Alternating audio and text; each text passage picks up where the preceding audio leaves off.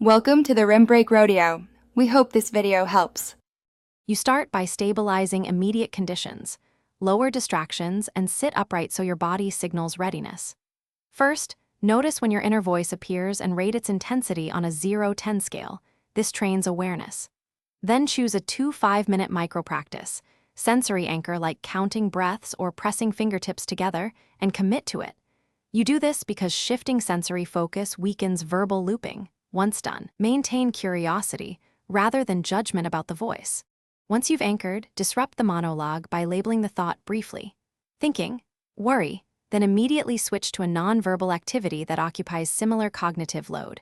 For example, humming a simple tune, doodling shapes, or walking for 3-5 minutes. You do this because non-verbal tasks engage different neural pathways and allow the verbal loop to dissolve. Make sure to practice 1/2 mindfulness cycles. Observe the urge, release it, and return to the anchor. Repeat without criticizing yourself.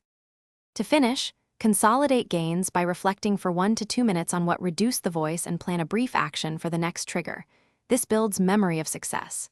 You should record a single quick note about what worked and when to repeat it, so you can scale practice later.